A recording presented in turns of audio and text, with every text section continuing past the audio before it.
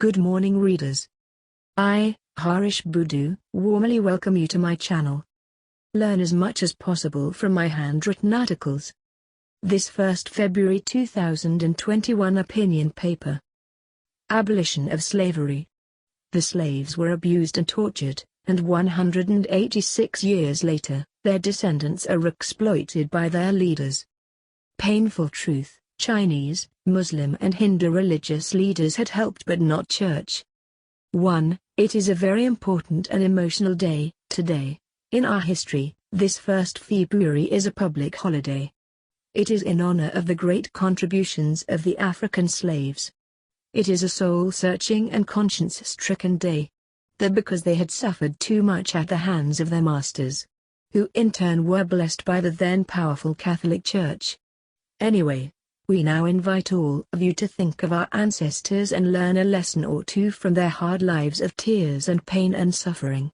And pray. 2. You may remember that we have been writing on this 186th anniversary of the abolition of slavery, for the last few days.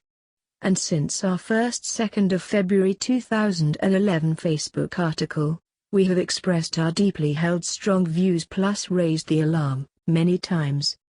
3. Given my origin, little wonder that we were under fierce attack and the object of ridicule, from some quarters of the Catholic Church and their stooges. True, we should not blame and shame the present leaders. But the plain, painful, dreadful and naked truth is that the Catholic Church is still exploiting, abusing, utilizing and living off the backs of the 28+% of the population, that is, the descendants of slaves. In the name of religion, the Catholic Church is still milking them. How? Exploiting religious subsidies plus utilizing the lands of the slaves.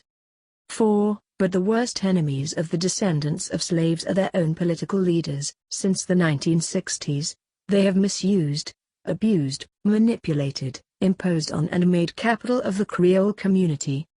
The 1960s party militant Socialist Democrat was even ashamed of associating itself with Africa and African culture.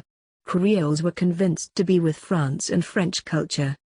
No surprise, most of their members of the National Assembly were not Creoles. It is so even today. Many are ashamed to identify themselves and mix with poor Creoles.